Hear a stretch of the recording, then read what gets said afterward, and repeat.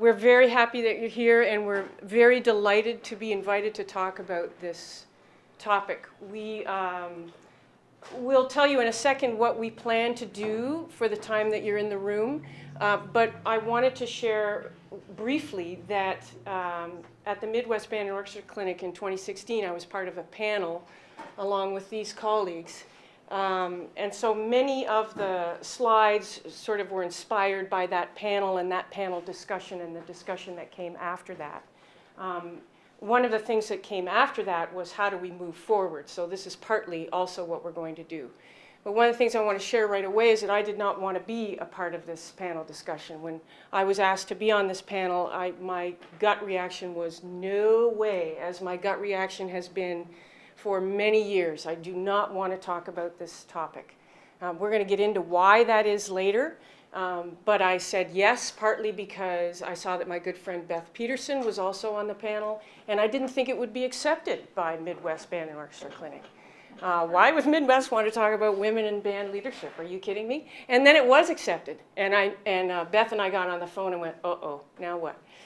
We have to talk about this topic. Anyway, it turned out to be very well attended, very empowering for the people that were in the room, at least most of the people that came up and spoke to us.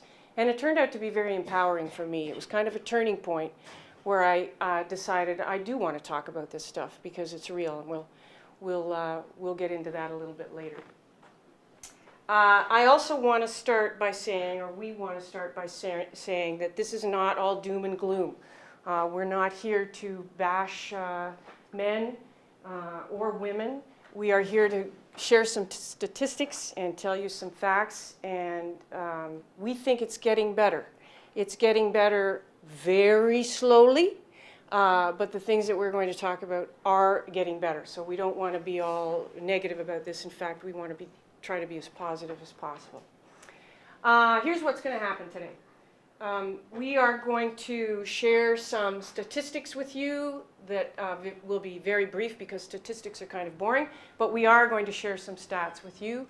We're going to talk about what implicit bias is. You have to click again so we get to the next one. We're going to talk about the confidence gap or the imposter syndrome, which both men and women have, but women have it more. We're going to talk about how to move forward from some of these barriers to change. And again, we'll probably say a few times today that we are in the very fortunate and wonderful and positive position that Eric Martin and Gary Markham have asked us, what can Music for All do to move this problem, this gender gap, et cetera, forward? That alone, that question is huge. It's a huge question, and we're very happy to answer it and address it. And then the large portion of this presentation is going to be you. It's going to be you talking about barriers to change, and particularly ideas for how we move forward and how Music for All moves forward. I think that's it. Julie? Some of you came in a little bit late. Take your phone out or a piece of paper. I know this seems silly, and write down an answer to this question. Mr. Martin, if you do it also. We won't make you turn it in. Nobody will see it but you. But I would like you to have an honest answer to this question for yourself before we keep going. Jeremy, you have to do it. I see Gary pointing at you. We can start talking about this next slide. Okay, so these are the statistics for high school band. Oh, I didn't replace this one. I'm so sorry. High school teachers versus high school band teachers. You've got 43% male high school teachers and 57% female high school teachers. That is what it is nationwide. But when we're talking about high school band directors, we're looking at 80% male versus 20% female. At the college level, it's even more stark. You've got a 61% male to 39% female college professor ratio. But when you talk about college band directors, we're at 90% male, 10% female. Here's 2 of the 10. We found them. Yeah, we were hiding.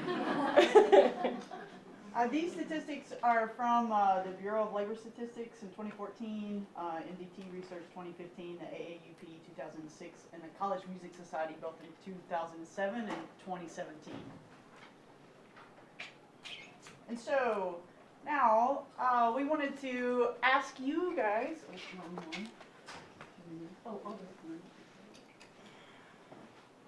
Why do you think there are so few female high school and college band directors? And this is a time where we're not just kind of brief statements, thoughts about kind of like what you're bringing to the session today of things that maybe you've thought about on this topic before. Yes? Well, you referenced it in your overview, but the confidence level going into high school band, it kind of comes across as the boys' club. And if you're not confident enough in yourself to hang with boys, it can be intimidating sometimes. We will definitely be talking more about that. Yes. Children in traditional gender roles, mothers being mothers and fathers being fathers. Yes. If you don't see anyone in that position, then why would you dream it a possibility for yourself? And kind of the opposite of that, you do see a lot of women in more general music or elementary, middle school band. So what you do see, you do identify with. All good. They can come from men too. It's okay. You guys can have thoughts about this subject. Yes. Kind of tying on to what she was talking about with gender roles and just having children, you know, like females are so expected to be like the stay-at-home mom or the job that's not, when you got marching band and after-school practice and football games and competition, you're never home. So I feel like with society's gender roles, that really kind of inhibits a lot of them. Yes. I think administration, from my own personal experience in job interviews, they view women differently because as high school band director, you're put into a great role of leadership and they want you to have that command. And a lot of the questions that I got as a short-statured female interviewing for high school positions is, do you have that presence and the command to do this job? And I always thought it was silly.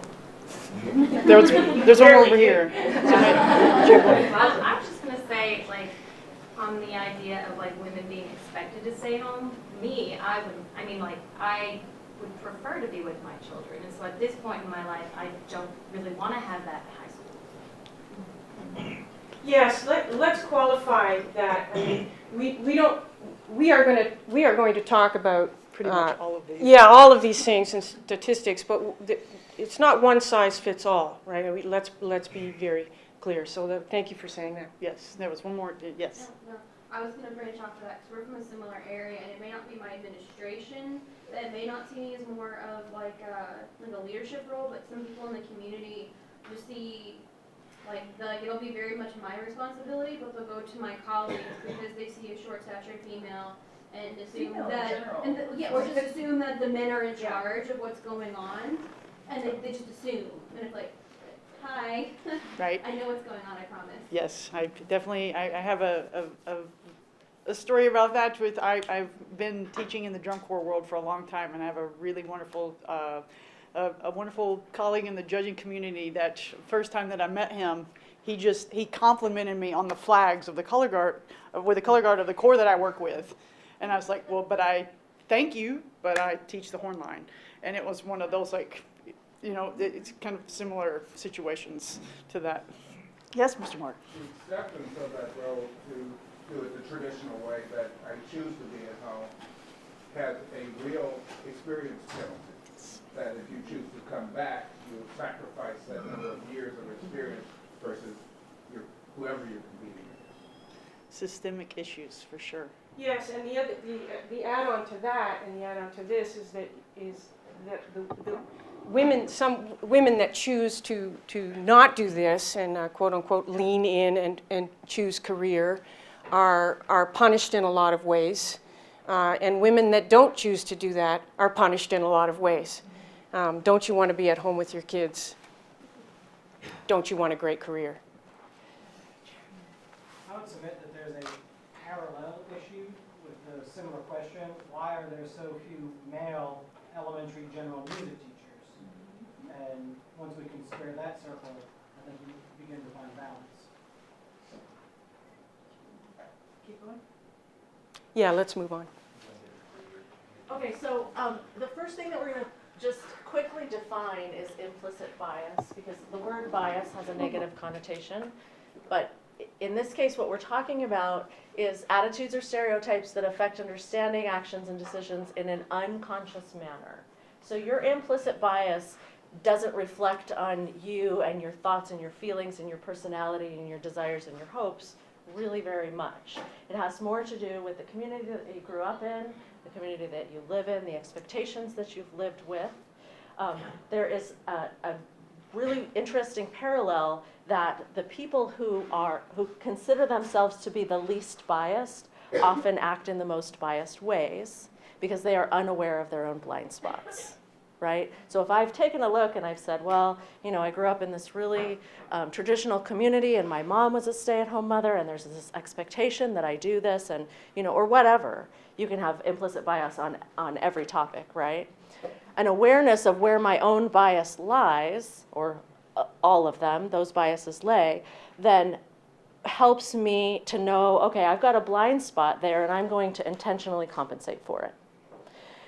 As we move forward into bias, then there are different components of, you know, what are the biases that prevent women from choosing or winning these jobs? And those are two separate things, but two sides of that question. Next slide. Yeah, are we good? Is that me? I don't know. Maybe. So another, which a couple of you guys brought up, or there's the element with this as well, is that there's some things to think about. Is that choice of are you going to have children? If and when you do, how is that going to affect your career path? And because there are implications either way. Also, there are systemic issues with this with the environment in which we work, in that it's not set up to support women making that choice. You more than likely don't have enough leave for if and when you do take maternity leave, and then when you do, you're feeling guilty more than likely about all the things that you're not doing. And then are you getting behind, those kind of things. And so there's just, for the most part, there's not a lot of support for you to really make a choice that might work best for you and your family. You're feeling these pressures from the system. And that's just because right now the system is not set up to fully support a woman in these positions. And that's something that we'll continue to talk about. Can I just add on Yeah, to that? yes, sure. It's also not set up to support men. Right. Right? Yes. I mean, if When in this Yeah. conversation, for sure.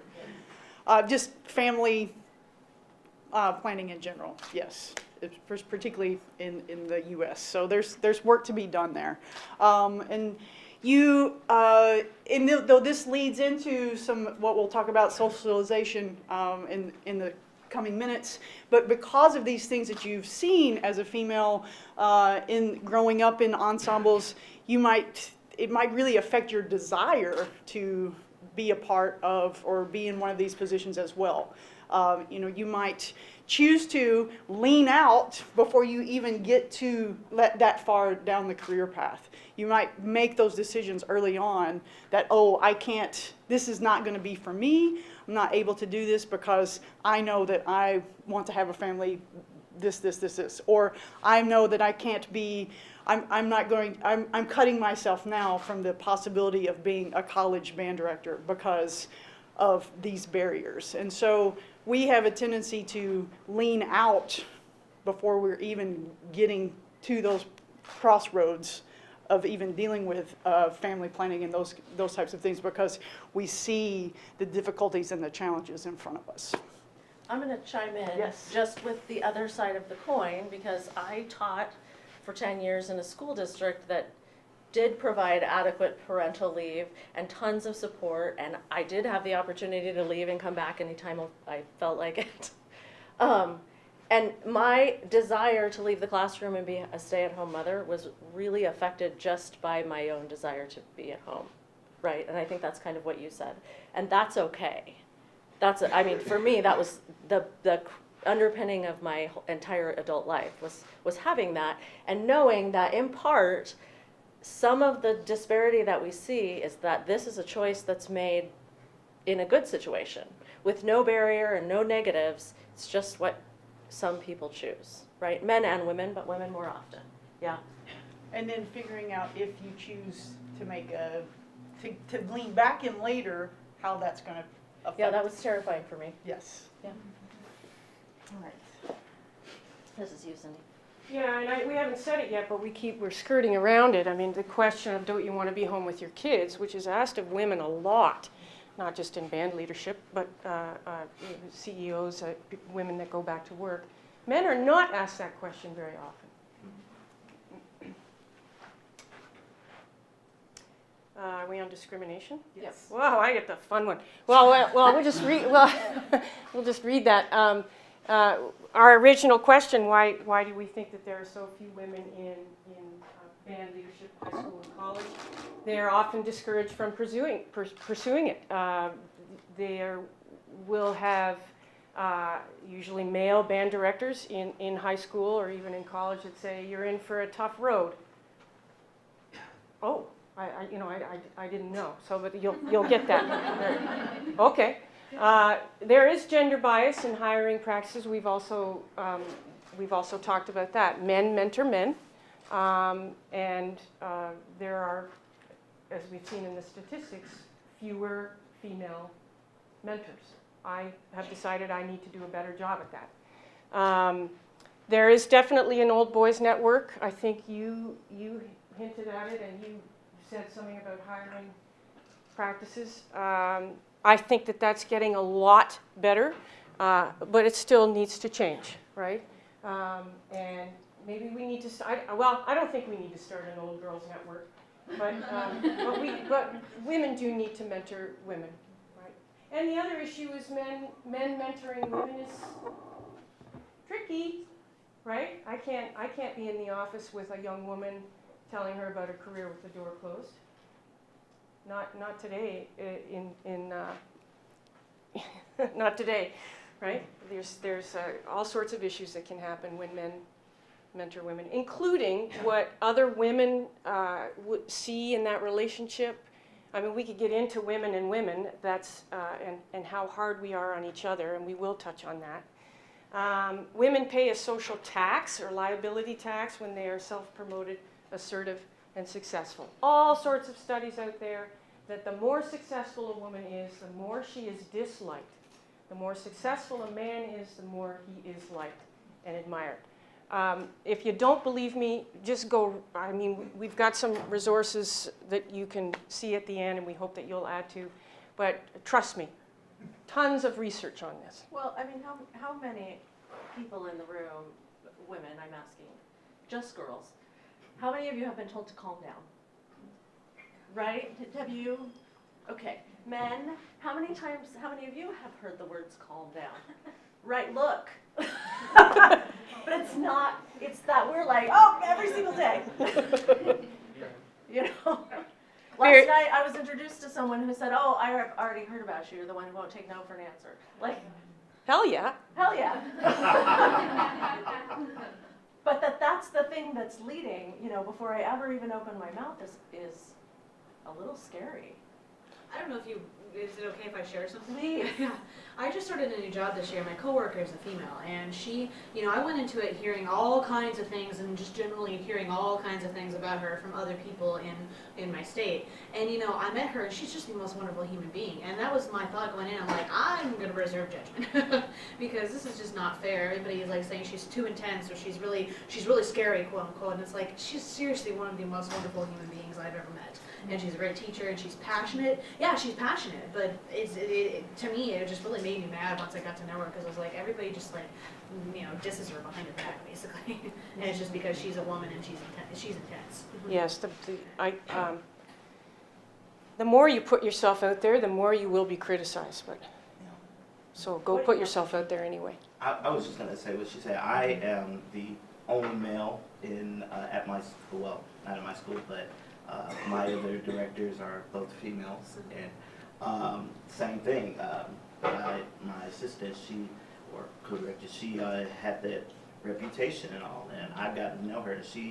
I literally would not be standing if it wasn't for her, because she was just so helpful. She's, again, very passionate about, and I think that's what they get confused. They confuse passion with like anger or rage or whatever like that. But Hysteria. yeah, exactly. Yes. You see us on the podium sometimes, and we were really into it, and someone who's not familiar with what it is we do, and they look and like, what's going on? But yeah. Thank you. Yeah. Also, lots of studies, very depressing, actually, on student evaluations of teachers, male teachers and female teachers in high school and college, university, all over the world. They are very depressing. But generally speaking, women are evaluated much harsher than men. And that even positive, don't click it yet, even positive things, where things are good, men's evaluations will be much bigger on the good, and like, oh, she's fine, good job, and move on. So if, in case this part wasn't clear, we asked, why, and then we have divided up into these three types of bias, or these three reasons. The first one was choice. The second one is discrimination. And when you talk about women in leadership, this is where we all immediately go, right? The important one that I think we forget often is this socialization piece. So take a minute, look at or remember what you wrote down for what you do better than most. Now, you had a little bit of a hint of where we were going because you're in this room with us today. But this is my war cry. This is the thing that I spend time talking to the young women in my life, not about discrimination and not about choice, but about this socialization. Because this is the thing that we're doing to ourselves. This is that implicit bias that's built in that we don't realize that it's happening, right? So in my life, I've asked just about everyone I know at some random time, hey, what do you do better than most? And women give one of three answers. Nothing. Nothing? Or a BS answer like cleaning the toilets or picking up after people or something like that. And regardless of what you wrote down, I would be curious because my answer too would have been nothing. I don't do anything better than most. But that's an important question. With one exception, in 2 years of asking this question, every single man has either answered the question or thought about it and answered the question. With one human being not answering the question, which that has nothing to do with that man feeling differently about a woman, right? Or that woman, that has nothing to do with discrimination. That has to do with how you feel about yourself and what you think about yourself before you ever even get started.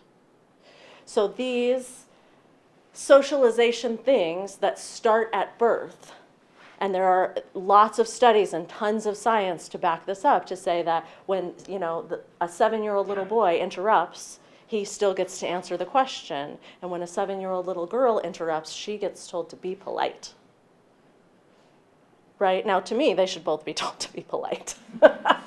I'm not advocating for the be naughty in school situation, but we are creating a gender norm right from the very beginning, right?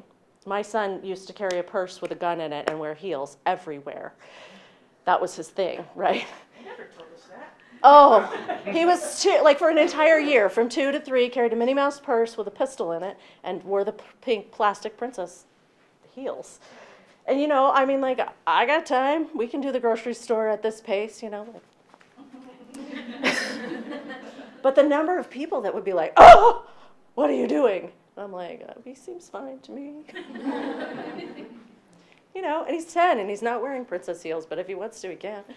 Anyway, we've got a lack of female role models and mentors in this field. So if you are in a position to be mentoring someone or anyone or lots of someone's, know that that's your responsibility to do. To say, hey, come on. Because we have competitiveness among ourselves that's just ridiculous and keeping us down. Yes? Yeah, several people warned me. We are strangers to one another. Do you guys already know each other? Not really. Okay, so we had our very first in-person meeting yesterday, and more than one person was like, oh, watch out. Like they were gonna like bite my hand, right? We are 3 very aggressive women, that's true. But this competitiveness among us is not going to hurt us, is hurting us, right? And that keeping somebody else down doesn't ever help you get up. So you have a responsibility to help. Men in the room, you have a responsibility to find someone and to mentor them. I know that in this last chapter of my life, I have been picked up and carried and drugged by some amazing men that have made my career happen, period, the end. Because they didn't worry about the fact that I was a girl, right? At the same time, I'm going to add on to that. Yes, too, do it. Because the funny thing, we had such a great time last night working on this, but the fun thing is that we see things slightly differently, right? That's the other part of this. And, at the same time that I feel I have to be better as a mentor, I mean, I have to talk about this, address it. I now know the statistics. I can't ignore them. I also was in a position at Midwest where a young woman I'd never met came up to me and said, will you be my mentor? No. Right? I mean, so there's that other part of that, right? We should have said maybe from the get-go, but there is an underlying understanding here that women need to do their leadership, women need to be talented, we need to be good, we need to work hard. We haven't talked about that. Sometimes we have to work harder and be twice as good and all of that sort of stuff. But we say it's our responsibility to mentor women, but it's also young women's responsibility to do their research And take a professional risk. Yeah. Right? And that also is a well-documented thing inside and outside of Bandland, that a young man is like, oh, yeah, I can do that, when he may or may not actually be able to do that. But now he's in a position to learn to do that, right? Whereas as women, we need to be 100% confident that we can succeed before we ever start.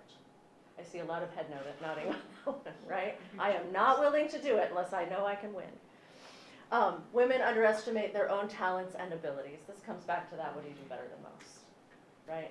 I hope that you all wrote something awesome. We are taught at an early age to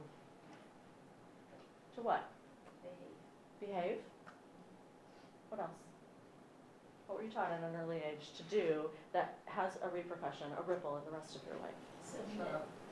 Hold on, one at a time. Submit. Stop talking so much. You said shut up. Yeah, stop talking so much. To apologize. Oh, so much of that. That's all Canadians, by the way. Lots of men do that too, but it's a systemic problem with us. Did I hear something up here? Oh, I was told to stop being bossy a lot. Oh, Like so when I was nice. like 3, like I would go tell people what to do, and then I was like, just no, and then I would like go quiet as kid, like all through elementary. Right, because he's being a leader and she's being bossy. He's being assertive and she's being a, right? Or to be a lady. What? To be a lady. Yes, to be a lady. And don't get me wrong, I like my femininity quite a lot, actually. Like, I like pretty things and I like dressing up, and I think a lot of you do too, right? You don't have to set this part of yourself aside and be a man. Do you want to chime in on this one? No. No, she had talked about having to be one of the boys, right? Oh yeah, so we've talked about this too, because where all of this it becomes even more heightened is in the pageantry world. I am not a color guard or visual specialist, but I've been involved with marching arts and pageantry for a long time, and from when I first got into teaching drum corps especially, because when I marched myself, I didn't see any women teaching horn lines, and then I got a job teaching on a horn line, and I could tell, I was aware, maybe not right at first, but very soon after that I was one of the few, and still today there's not very many, sadly, and it's definitely comes into you're just all of these things are heightened even more in that world, because I mean, if we went to look at that college band directing percentage and you saw it was like 10 and 90, in drum corps it'd probably be like 98 and 2. So it's all of these things are definitely part of that. And so early on it was like, well, I can hang with the guys. I'll be quiet, or I'll laugh at the jokes, which later on, like today, when I look back, I'm like, you know, I was part of that problem, because I didn't say anything. I let that happen because I wanted to keep my job. I wanted to fit in. I wanted to show that I could be a part of the team. And so that's, again, just a part of the socialization aspect of now I'm in a place where I think, I look at that, and I am a person that advocates for changing that environment so that more women can feel comfortable in those situations, and maybe we'll see more of them take part in that activity as well. So the last end of this is just take some time and think about what are your biases, because you have them. I have buckets of them. And how are they affecting the things that I say and do and think and feel? And what are my actions in reactions to those things? Because the more aware you are about yourself, the better you are able to advocate for yourself, right? And this is a big deal. I often we get worried about the old boys club, right? But if you can't advocate for yourself effectively, if your answer to what do you do better than most is nothing, why in the world would you think somebody would want you around?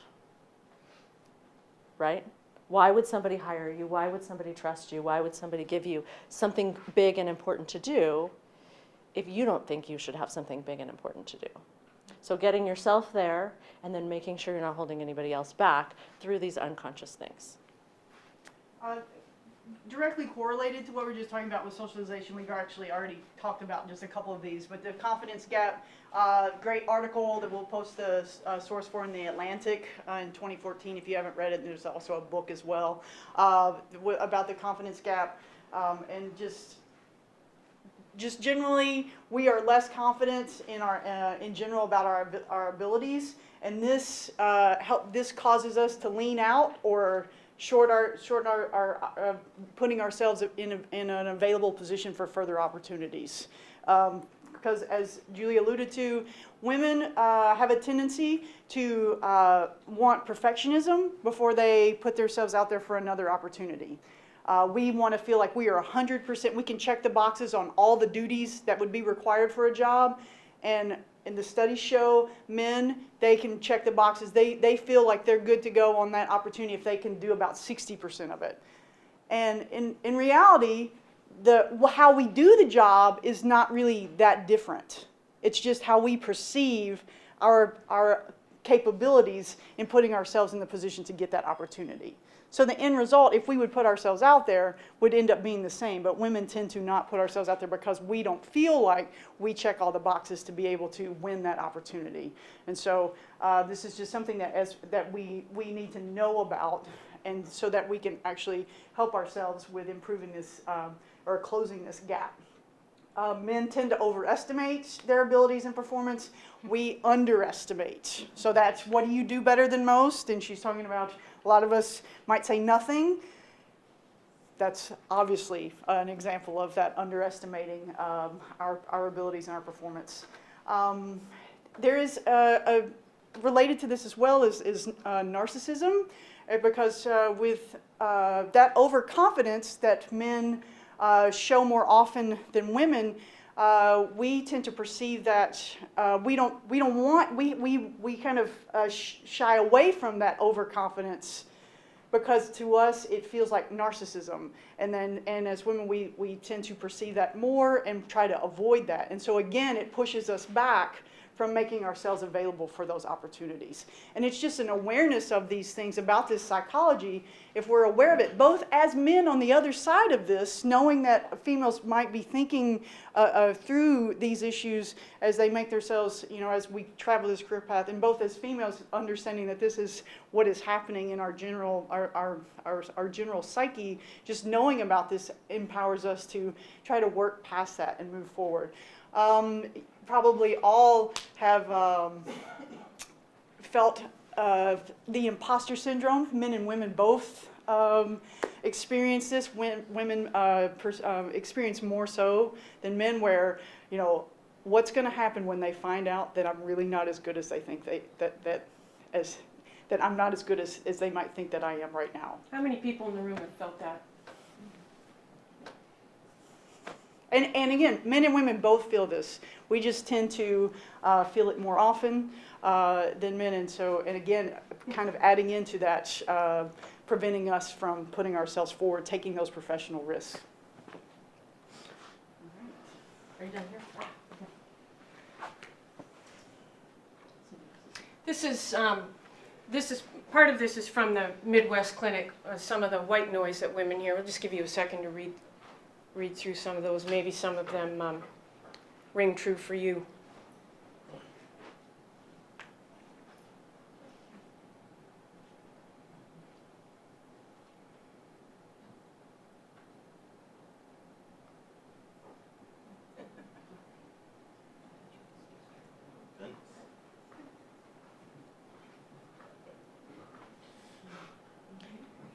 One that's not on there is, we didn't want to put it up in writing, but what? Is it your time of the month? One that I got a few years ago was from a colleague who I respect, who said we were doing an all-state together. He was doing the top one, I was doing the second one, of course. and he said, don't take this the wrong way, but you don't look like a female conductor. And you know what? So what is the right way to take that? Right. Really, let's really break that down. You don't look like a female conductor. Well, and he And meant that as here's a the thing. compliment, right? Here's the thing about that. I took it as a compliment. That's how socialized I was. I thought that was, oh, I'm excellent. I don't now. And, you know, that's one of those. How many of you have woken up at 3 in the morning and said, I should have said, well, this was 3 years later. Dang. That wasn't a compliment at all. Does anybody have anything they want to add? One of my professors, I loved him very much, awesome professor, but one day we were having conducting class and he said he's never seen a woman conduct Mahler in the way that he thought that they should, because he sees them as little puppies up there being real angry. And I was like, what is, you are a very intelligent man and you just said that to me? That was very confusing. Yeah, and before he even said that, I always felt like in conducting I was never doing exactly what he wanted me to do, and then after that was said, I kind of understood better why.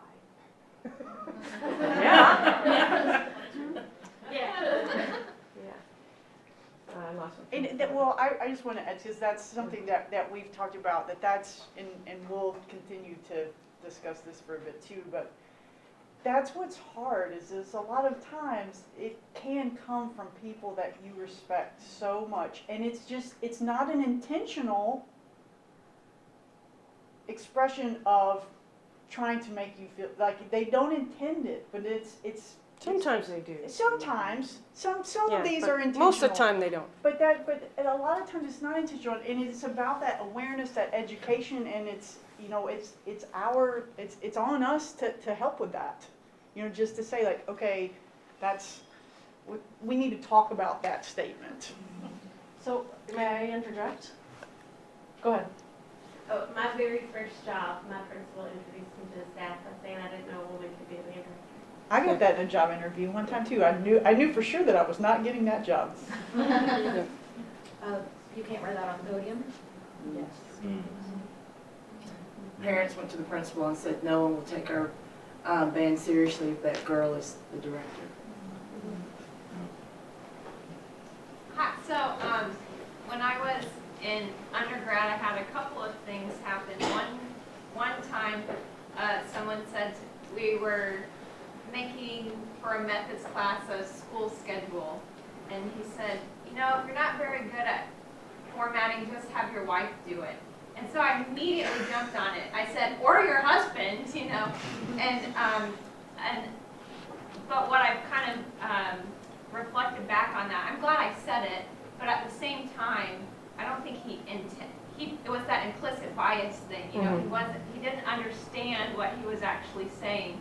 And so I think too, like having some of the understanding of definitely saying something and definitely help educating, but also making sure that we're letting the other person know that they're not less of a human being because they have those implicit biases, because I have my own Yes. as well. Yes. I think another, with the term feminine, one thing I heard before is, well, that's just a very feminine gesture. And I said to the person, do you mean it's a weak gesture? Which they did. And I think we need to get those two terms away from one another. It's feminine and weak. Don't you even think that's tied to like literary symbolism, and it goes way back to like masculine and feminine symbolism in weakness and strong. It's really embedded. Sonata form. So many layers. Yeah. I know that we keep Sorry. men saying things, but also the women's side of it too is again, I had another professor. I had a lot of and she was my clarinet teacher, and she said to me when I was in high school, what shoes are you wearing to your audition? And I said, I think I'm going to wear my really old Converses, be comfortable that day. She said, good, don't wear shoes that they could see that you're a girl, because somebody may give you a lower chair. And that stuck with me for a long time, so I always kind of was like, what could they see? What would they know? So it does come from women Yes, at the same time too that are But mentors. there's truth in that. I mean, symphony auditions, when they went blind, suddenly had far more women in the professional symphonies. You know, I mean, that's just reality. I actually had my principal once, who was a woman, told me, she said, when are you going to cut your hair and get a man's haircut? Oh, I yeah. said, no. I would say another one, and again, maybe more from the pageantry world, but this is very pervasive in our society. When you hear like, if there's something challenging we need to face, you need to man up. And the other one that I've really tried to change in the environment is don't be a, because that I've got a whole, when I hear that, I've got a whole context that's probably not appropriate for this session, but if later on, I'm happy to talk to you about it, of talking men into seeing why that logic isn't really matching what they're trying to say. And so it just, again, it's those kind of things too that we're just used to hearing that would add into this as well. I mean, we gotta keep. Yeah, we're going to move. Yeah, we're going to have lots of time to talk about this as well, which is why we're going to move now fast through some of these slides. Now we're sort of we're going to move forward now, and we're all now aware of these biases. We're all aware of the gender gap, et cetera. Now what, right? So how many in the room are the first woman in their particular job? Right. So you're hilarious. Yeah, we need to get to the 4th, 5th, and 6th, right, in that. So as I said it right from the very beginning, it's getting better. I'm surprised actually to see so few hands, but it's getting better very slowly. We talked about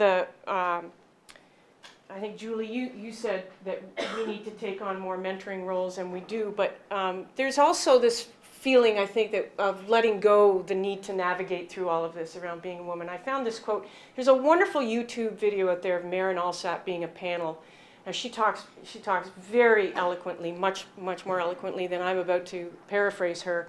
When is she going to be stopped being introduced as a woman conductor? When, for Maren Alsap, is it just going to be a conductor?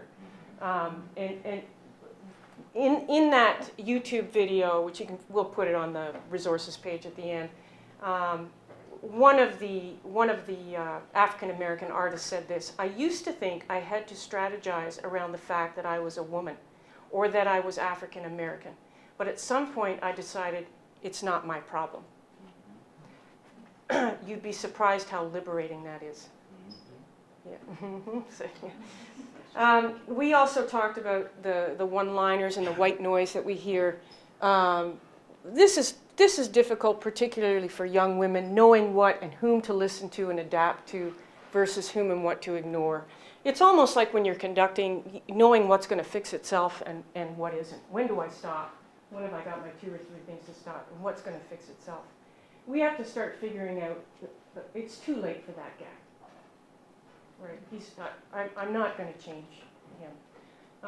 And starting to be aware of how we can quietly and not so quietly but kindly educate or push back a little bit, and when not to. Right. For me personally, because I rely heavily on constructive criticism, it's that pause of, are they right? Yes or no? And if the answer is yes, then take the criticism and fix it. Yeah. And if they're not, then it doesn't matter anyway. But sometimes, I mean, constructive criticism can help you become a better whatever you're trying to become, right? Mm-hmm. Yeah. Some of the barriers to change, and we'll move through this fairly quickly as well. This is why we don't talk about it, which is why I'm personally very excited that Eric Martin asked for this session to even happen, and why I was incredibly surprised that the Midwest accepted it as a presentation. We don't want to be singled out, right? As when we don't. I had a person say to me after the Midwest thing, I did a few other things, and in Georgia, and someone said to me, "Is this your thing now?" Which is exactly what I don't want to get. But my response was, "Yeah. Do I need to tell you these statistics again?" It is one of the things I'm going to do now, right? But we don't want that. And I'm now in a position, thank you very much, and I realize this, where I'm a full professor, tenured, and I'm in a position where I can say these things. Some of you are not. We get that. I want to jump on that really quickly. Yeah. Like I had, when I was finishing my doctorate, and I was thinking about my dissertation project, or my final project, I wanted to do it on something to do with women in the field, whether it's women composer or something like that. And my teacher, whom I love and respect dearly, and he was saying it in a way to protect me, but at the time he's like, you don't want that to be your dissertation because you don't want to be known as that person. And it wasn't that he was against doing that work. He just saw for me, if I shot out the gate like that, what, again, these barriers that we might have. Yeah, there need to be more white men on the gender and minority committees, right? That's partly what we're talking about. Right? And here's why we should talk about it, right? Because there are women that want to do this, and there are women that don't even know it's a possibility, but there are lots more women that do know, right, and want to do it, and they need to know that it is possible. Because it is real. These things that you go, did that person just, he really say that? Yes, he did, right? And here's why you felt this way, and here's all the biases, all that stuff we've been talking about, and more importantly, because it leads to change. And that's what we hope to move to. I'll just leave this here. This is I can't recommend Lean In by Sheryl Sandberg enough. She's one of these, Sheryl Sandberg is a second in command, or she's the CEO of Facebook, COO of Facebook. And she's was, of course, heavily criticized when she wrote this book. As I said, the more you put yourself out there, the more you are criticized. Staying quiet and fitting in, that was me, may have been all the first generations of women who entered leadership could do. But this strategy is not paying off for women as a group. Instead, we need to speak out, which we're doing today, identify the barriers, which you are going to do shortly, that are holding women back, and find solutions. Just before we get into a bit of group discussion here, just some good news related to some of the research that we've been doing and to prepare for this is that there is good news, and these maybe can be some fostering of ideas as you get into your discussions, is that confidence can be acquired.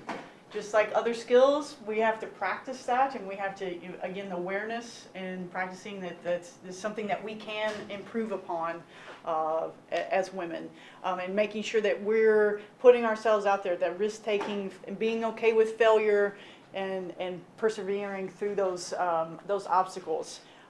We have to know that we are just as capable, but we've just got to try and put ourselves out there, and to be a part of that, those opportunities. We've already talked a bit about, obviously, that catch-22 of being an assertive woman. You're walking that fine line of being a bitch, or you're either too nice or you're too bitchy. Like, either way, you can't win. And so that is just a kind of a part of our process. But the more that we're aware of, and the more that our colleagues and male colleagues are aware of this too, that this is something that we can continue to work on, but not being afraid to be assertive. And it is important for us to be aware of the male tendencies as well. About how many males tend to put themselves out there when maybe they don't have all the answers, but they just have to have more confidence generally than we do. And just being aware of that as well, when you have that inclination to not put yourself in a situation, and you see a male that does, and you're like, okay, let me think about this. And so we can psychologically work through these issues for ourselves, to put ourselves in better situations and opportunities. Now, we're going to do an activity to kind of get us discussing, again, identifying these barriers to change, but also talking about recommendations or solutions. And so you want to pass out. You want to do those in the group first. Or are they for the groups? I think it'd probably be easier to do the group. Yeah, so just go ahead and Okay. Everybody loves group work. Yes. And we want everybody that's here to be a part of this. It's just going to be kind of how we wrap up the session. And the other part that I know that we've talked about this as well is that, a lot of the things that we're talking about here about women, we understand that in our field, people of color have many of the same obstacles that they're dealing with as well. And so this is, it's kind of a shared effort to try to improve the situation and make our business, our profession, just more inclusive.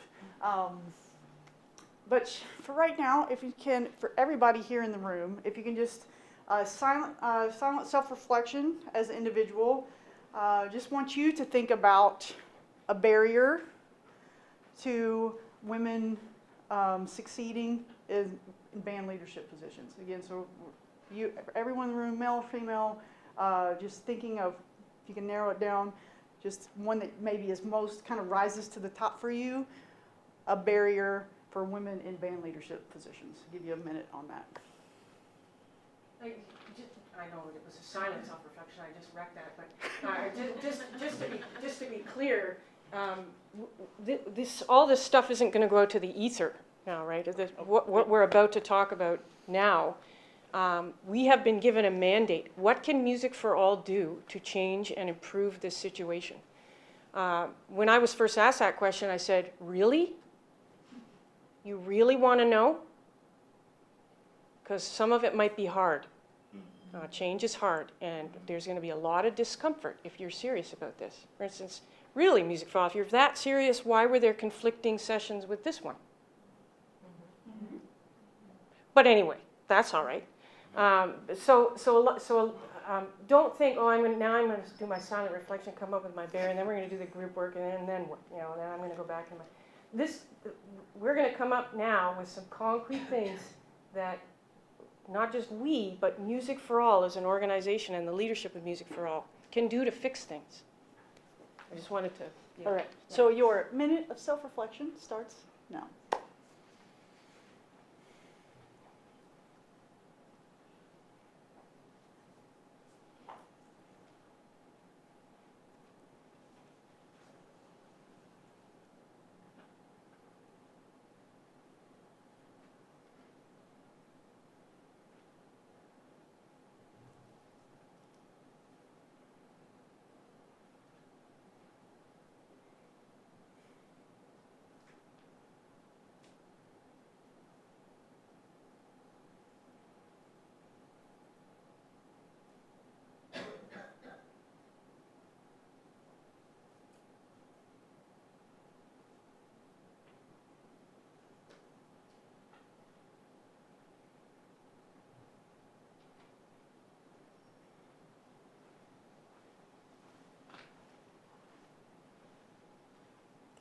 So now, if you will, and some of you might have to move to do this, but will you pair up, will you find somebody nearby to pair up with and discuss the barrier that you thought about? And again, this is going to go very quickly too. So you got 2 minutes for you to share your barrier and a possible maybe recommendation solution. 2 minutes for that in pairs. But we need for every group to designate your representative that's going to speak for your group. And again, you're going to present a barrier and then the solution recommendation that your group talked about. We do need the representative from your group to come up here because we want to make sure that it gets as part of the historical record of this event. We want you to be in front of the microphone so that we can get that recorded. And so we're going to start that now because we want to make sure that we end on time. And so do we have our group, our representative picked from each group? Yes? All right. So we will start with group number 1. You're just, it's not a, it's, we're not, we're basically, we have 13 minutes. Okay. Yes, so. All right, I'll be concise with this if I can. All right, we also. Everybody to listen. Everyone. Voices off in 5. Yes. So we're going to be recording these. I mean, obviously they're making the audio recording, but we're also, Cindy is typing these as we go, and so they're going to show up on our Google Doc here, which we're going to share. And so we'll get started. Okay, thank you. Well, one of the things our group came up with was the lack of extensive and paid family leave. And this goes for both men and women. It's not just us women, it's the men who want to be active parts of their families. And one of our group members shared a personal story about being kind of stonewalled by their administration. Their administration was not particularly supportive of that. And she came up with a really great idea that we could have some kind of mandatory professional development for administration regarding family leave. And that was like a real nice, tangible idea.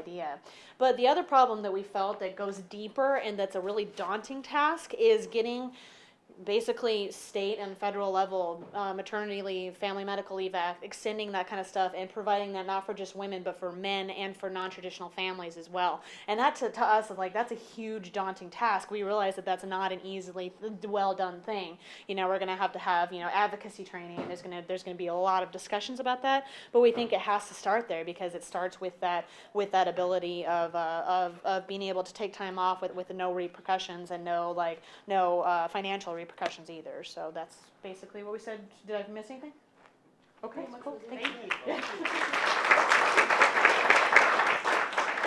And Ruthie, will you guys go ahead and send your representative down? Oh, you're fine. All right, we were group 2, and we named a lot of the biases that were listed, or barriers that were listed previously. And the one that we were most frustrated with was no women role models of in these positions. And we just think that the solution would be more exposure of it being normal, that it's normal for a woman to be a band director, that it's normal for a woman to play the tuba, that it's normal for a woman to play the trumpet, those sort of things. So that was just get more exposure, get more pictures, get more names out there, things like that. That was our solution.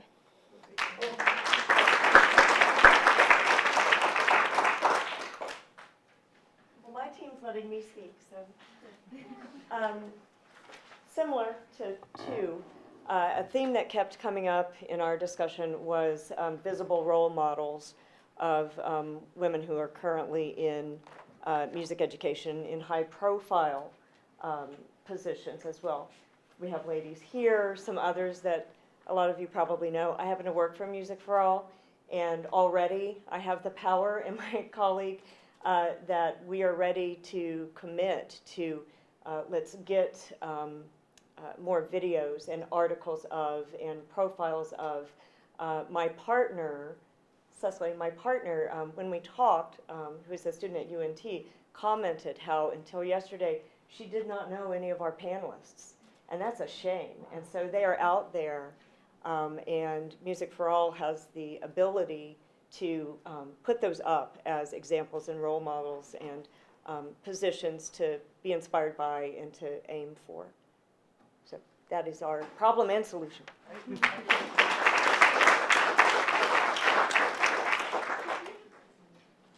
The one one that we chose was how to address a competition judging situation where the judge presents a bias to the director. And one of the examples, was, oh, what did he say to you? What did he say to you? Why aren't you watching the director? She's so pretty. And while she is lovely, don't we all agree? Precious. The question was, how do you deal with that in a respectful manner? And, you know, it happens in front of your students. Like, what do you do to address it? Because you've got your kids looking at you going, you know, go get him, what's going on? And you don't know how to handle it professionally without interrupting perhaps the rest of your career.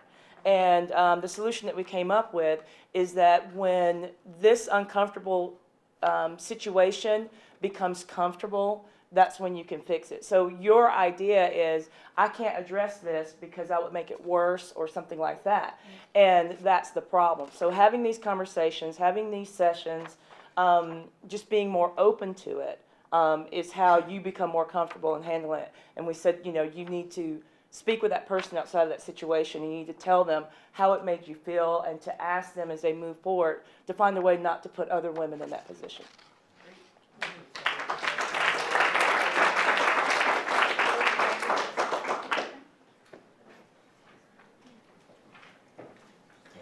We're Team Box 5.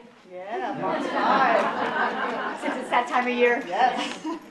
Okay, the first barrier that we discussed came up in the presentation is that age-old balance of am I going to have a family? If I'm going to have a family, I'm going to stay home with my kids. Whether you're a man or a woman, children need time. And how do you balance taking care of family responsibilities with your career? We talked about the Old Boys Club, which I think is alive and well. And I knew the statistics were bad, but I didn't know they were quite like what we saw today. So awareness is a key thing. It's like, you know, there's a lot of women in this room, and we know, I work with Deb, you know, we have positions of authority, and Aaron, we have a lot of women at Music for All, and we're serving band directors, and they're all men. Women can succeed in it, and it's just a matter of awareness. We need more programs and discussions like this to make sure that people realize what the situation is, what to do about it. Share the statistics so everybody knows. And I've done a lot of reading about this, and I've noticed in doing that in some fields, even really, you know, professional fields like medicine, med school is a 50-50 split, men and women these days, which, wow, how did it happen in medicine, but it's not happening in band? Curious. This is a little bit of a repeat of what Deb was saying, but applauding and giving visibility to women like our panel today who have managed to break through the glass ceiling in the band world, and so that young women like Cecily and all of our other younger women can see that it's possible, see the possibilities.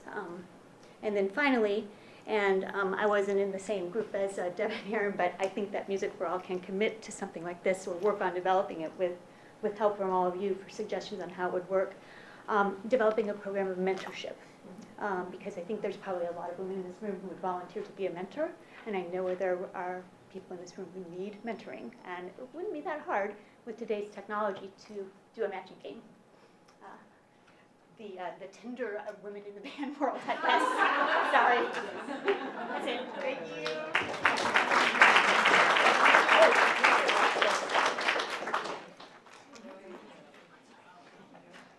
Okay, hi everybody. This is group 6, and we, similar to what Nancy just talked about, we know that men mentor men all the time. You know, the coaches in my school mentor each other, the science teacher, they mentor each other. The high school people, they're really good about that. And we would love to see Music for All set up a mentorship program for women. We think that there are already 4 different events that are on the calendar right now. They're so easy to look at where we are right now. When we go, Grand Nats even, you know, the Midwest, and then of course the National Concert Band Festival. So there are 4 opportunities already in place for Music for All to step up and create an environment for us to be together, because we know women like to do face-to-face. We like to be together and talk about the things that are issues for us. Also, there's the possibility of FaceTime, of course, and calling each other and just visiting, but just the act of not being negative to each other, lifting each other up, the people who are in particular successful, raising up those young teachers. So a mentorship program, all right?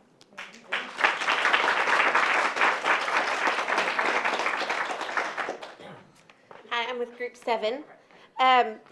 We started talking about antiquated thinking and having confidence issues, but we ended up not necessarily on just maternity or paternity leave, but just the life balance of being a successful band director for men and women. But especially if you want to have children and if you want to have a life, and then stepping away from your program to take that opportunity and coming back. And so 2 solutions that we had were to advocate for more teachers in the room when it comes to band. We didn't even get to talk about this, but I know in my school we have a middle school and we have 7 assistant football coaches that are paid and no assistant band director. And the high school has 12 and 1 assistant director with a stipend of $2,000. So, that's something that Music for All can definitely start to advocate for. And as well as setting up some type of network for when we do have maternity and paternity leaves, to have quality individuals come in, and setting up a way for us to contact people who are retired or starting out that would love those opportunities to come in and work with your children and have quality education continue while you're gone.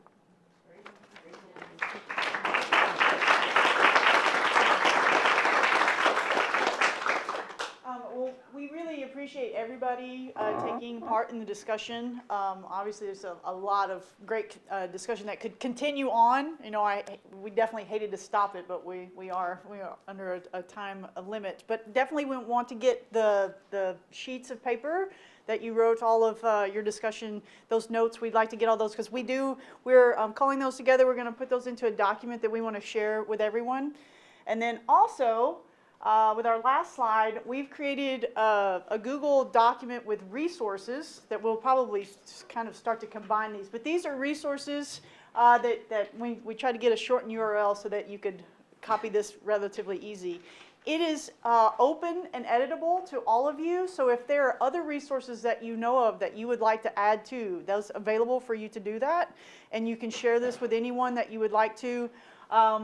Right now it has links to documents that we use to prepare for our discussion today, as well as some databases. We didn't even really get into female composers, but there's some databases there where you can have access to see some of those projects that are happening. But we're just really excited about what's yeah, go ahead. Yeah, yes. Audrey and I just went to a session before ours. It was a new literature for grade 1 to 3, and there are 2 women composers on this very long list. Music for All can change that as well. Some of what all this comes down to, and I know it's not always the most fun word, but research. I feel like Music for All could be a really good resource to research why medical profession has such a smaller gender gap and why band directors it's still so large. There's not many of us that have those resources to do that, but already the network that we have here, getting data and accessing some of that could be a really good way to get more insight on why and how it's happening and how to fix it. So for sure. The research that'll give us a lot of answers. And we're very aware that this is just the first step. Like this, we're so honored and excited to be a part of this kind of initial endeavor, but we know that there's lots more to do and to say, and so we just really are appreciative of you guys being here and being a part of the discussion, and particularly all of our male colleagues. We really appreciate you being a part of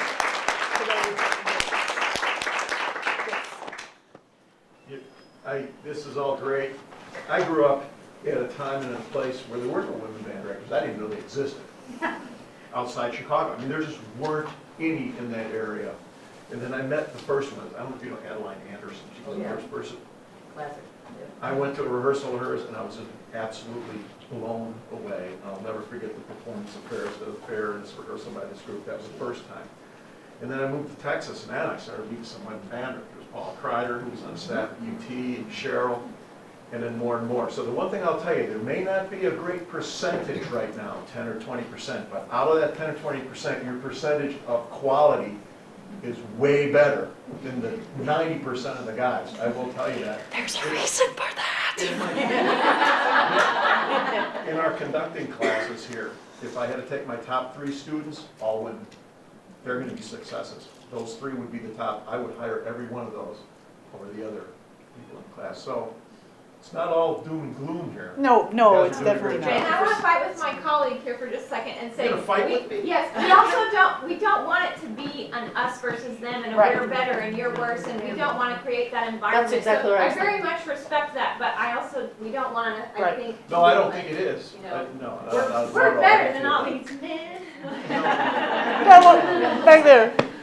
Having gone from one old boys club as a band director to another old boys club as a lawyer, I can tell you that now it is 53-47 as far as females in the profession. In my particular office, I have 28 attorneys, and it is probably more like 65-45. Women are smarter, they are more detail-oriented, and work a little bit harder, quite honestly, than my male counterparts. I have more issues with them than not. And that's a little tongue-in-cheek because I don't want to start that war. But this profession is it's gonna take a little bit longer than it did for the medical profession and the legal profession, and it takes sessions like this to begin that conversation. So my last thing that I just wanted to say, because we are over time now, is that I didn't really want to do this. Like, it's just a flag that I'm afraid to carry. But I felt like the tenor and the tone of the entire conversation was really positive. And that if we all leave the room of like, this is so great, we love our job, let's be better at it, and help each other and lift one another up, and, you know, like, we can do this, then we will move that ball forward faster. You know, not getting bogged down in the us versus them and doing those kind of things. And you guys were an amazing group of people to interact with, and I'm super grateful. We need to announce the tomorrow 5 o'clock thing too. Oh, yeah. Yeah, I was gonna. Yes. You want me to do that? Yes. So, if you enjoyed this, which I'm sure you have, tomorrow, each of these clinicians will be in a one-on-one session in the Master Teacher Lounge, one-on-one. Maybe not all of them, every block, but it's an opportunity for you to come and chat with them about things that you might not want to say in front of an entire group. And it's a more opportunity for these guys to gather information that we can use for MFA's support in this endeavor. So, And then the session at 5 o'clock, is that open to everybody? I don't know about that session. So Yes. that's a. So there's It is? it's not in the app. It's not in the app, but there's a session tomorrow from 5 to 6 that it's on the schedule, like a printed schedule, but it's not in the app. And so everyone is welcome if you want to. This is really for us to really start to fine tune what the information we want to share with MFA with moving forward. But it's open to everybody that's interested in being part of that.